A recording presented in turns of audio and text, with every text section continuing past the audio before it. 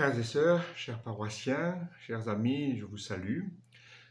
C'est donc la suite de la dernière vidéo qui est une introduction à la Semaine Sainte et je voudrais plus particulièrement aujourd'hui vous parler de ce qu'on appelle le Triduum pascal, dont les 3 jours saints de Pâques. Alors, vous allez me dire, oui, mais on parle d'un Triduum alors qu'il y a le jeudi, le vendredi, le samedi et le dimanche. Ça fait 4 jours. Alors en fait, il faut compter les jours à la manière qu'ils étaient comptés à l'époque de Jésus par les Juifs, où à ce moment-là, la journée commence la veille à 18 h. Rappelez-vous le récit de la création, il y eut un soir, il y eut un matin. Et donc, si vous voulez, le premier jour du Triduum commence le jeudi à 18 h jusqu'au vendredi 18 h avec la célébration de la scène et la mort du Christ, c'est-à-dire la Pâque juive qui est actualisée par Jésus. Faites ceci en mémorial de moi, à la fois la préfiguration, la signification à travers l'Eucharistie, et puis ensuite la réalisation à travers le don de sa vie sur la croix. Premier jour. Ensuite, du vendredi 18 h jusqu'au samedi 18 h, eh bien là, c'est le sabbat. C'est le jour du repos. C'est le jour de la mort. Le Seigneur est au tombeau. Et puis ensuite, du samedi 18 h jusqu'au dimanche 18 h, qui va commencer par la célébration de la vigile et jusqu'à la messe du jour de Pâques, eh bien, c'est le jour de la résurrection. C'est pour les Juifs le premier jour de la semaine. C'est une nouvelle création qui se fait.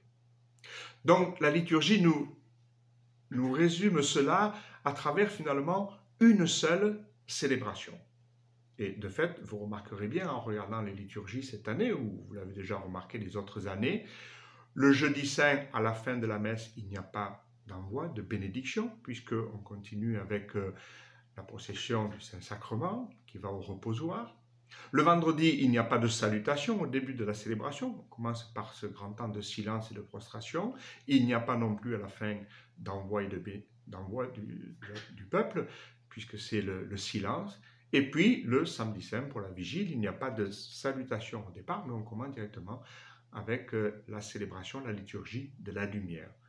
Donc, une seule célébration qui va durer pendant ces 3 jours pour nous signifier qu'il y a un seul mystère de la mort et de la résurrection du Christ que nous célébrons à travers ce Triduum pascal. Donc d'abord le jeudi saint, donc il commence le jeudi à 18 h au soir, donc c'est aussi le sang de nos messes anticipées. Ici c'est la scène avec le double signe, l'Eucharistie bien sûr, l'institution de l'Eucharistie et du sacerdoce, et puis en même temps ce geste particulier que l'on reprend chaque vendredi saint, le lavement des pieds. Pour les lectures, la première lecture bien sûr nous rappelle la Pâque, le sang de la Pâque juive, de ce passage de l'Exode pour les Juifs, et puis de ce repas tout particulier, puis de ce passage de la mer Rouge, c'est tout le sang de la Pâque.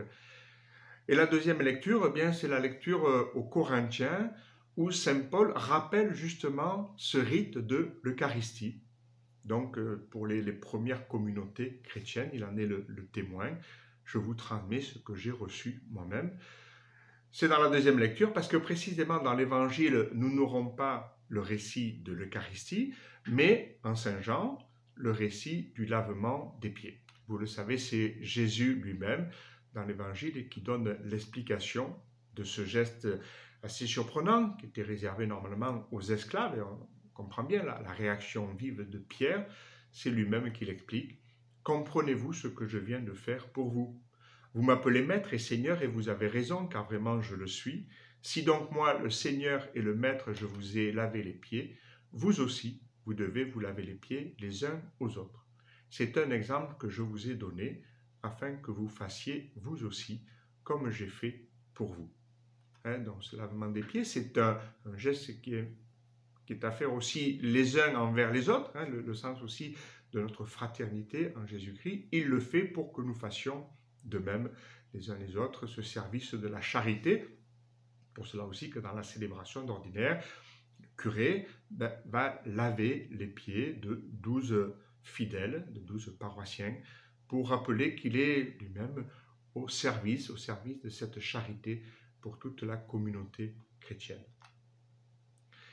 La dimension de l'Eucharistie, bien dans la prière eucharistique, bien sûr, il y a une partie propre à cette journée-là, au moment d'être livré et d'entrer librement dans sa passion, vous reconnaissez la formule habituelle, mais est rajoutée, c'est-à-dire aujourd'hui, il prit le pain, le rompit, etc. Ce aujourd'hui, nous le retrouvons comme nous l'avons déjà trouvé au moment des rameaux. C'est l'aujourd'hui de Dieu qui s'accomplit bien sûr en cette journée particulière du jeudi saint, mais finalement, chaque célébration eucharistique, c'est aussi l'aujourd'hui du don du Seigneur, du don de sa vie. Et puis, à la fin de la célébration du jeudi saint, il y a donc le transfert de la réserve eucharistique jusqu'au reposoir pour qu'il y ait, normalement, ce sera exceptionnel aujourd'hui, cette année, mais qu'il y ait ce temps d'adoration eucharistique qui se poursuit comme ça dans la soirée. Le vendredi, comme je le disais, nous faisons donc mémoire de la passion du Seigneur.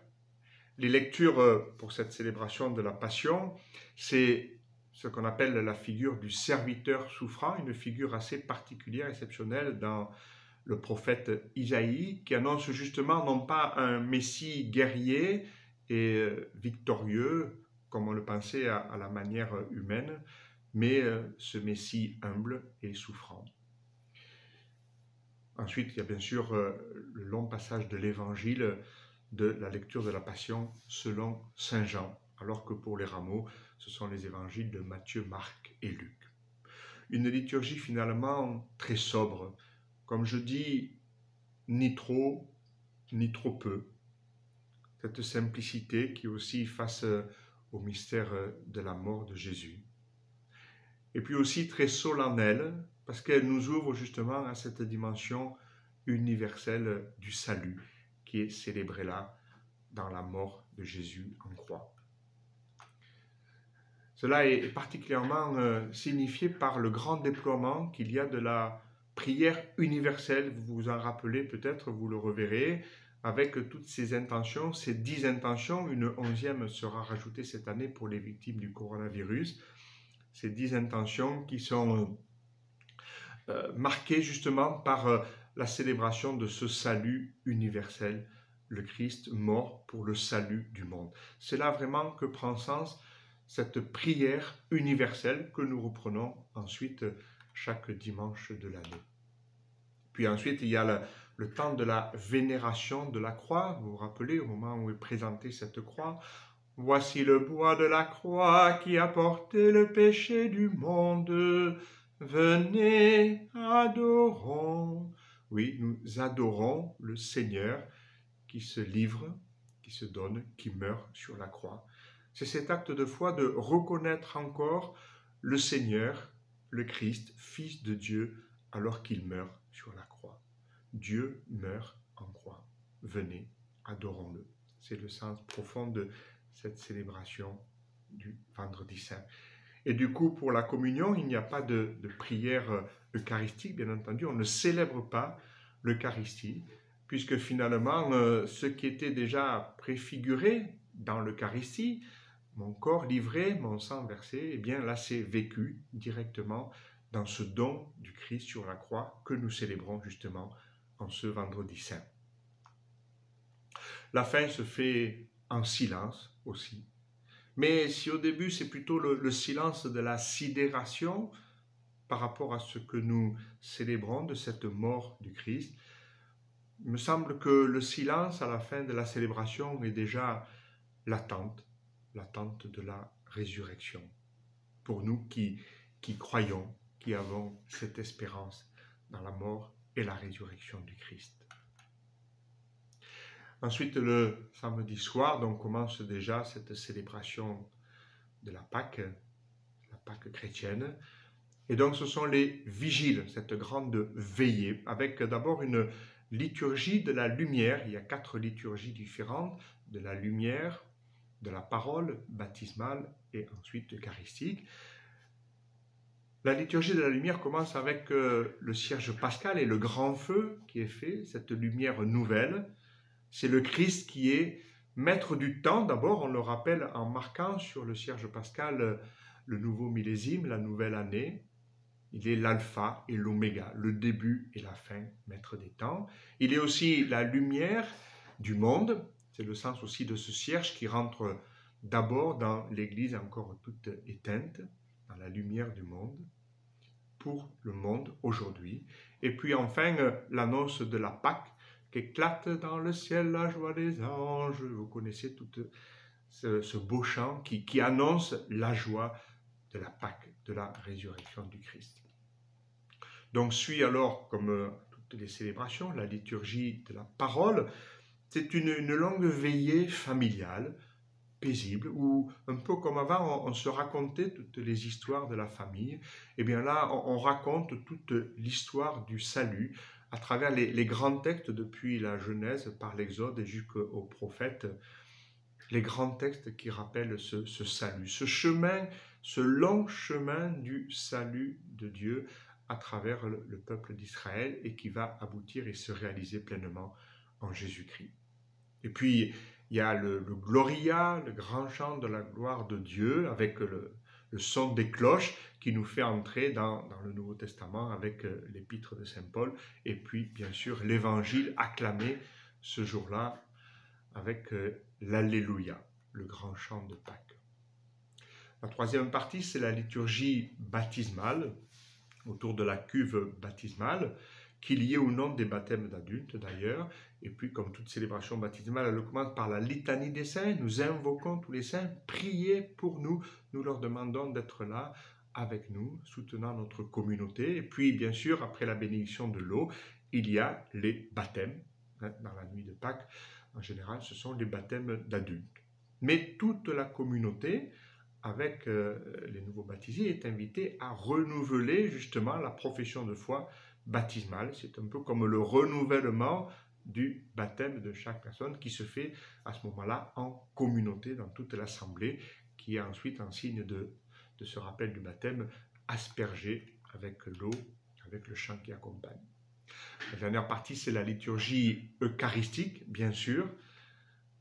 Comme d'ordinaire, il y a un texte propre pour les grandes fêtes. Nous célébrons le jour très saint où ressuscita selon la chair notre Seigneur Jésus-Christ. Mais finalement, chaque Eucharistie est l'actualisation, l'aujourd'hui, puisque nous communions au Christ, au corps du Christ ressuscité.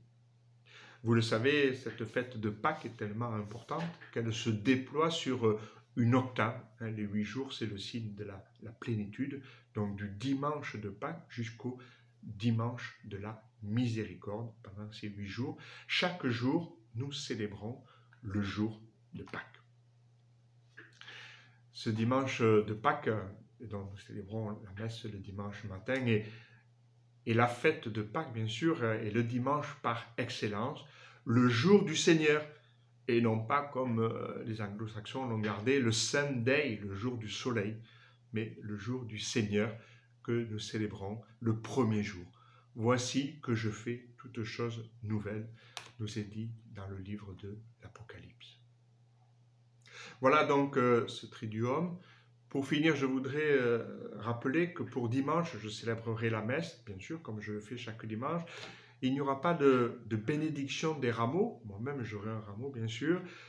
Tout simplement parce que sinon, nous avions peur que ça vous incite à sortir pour aller chercher un rameau afin de le bénir ou même à venir à l'église récupérer des rameaux. Donc non, nous devons vivre le confinement. Et donc, il y aura des bénédictions de rameaux qui seront faites après le confinement. Vous pourrez venir les chercher.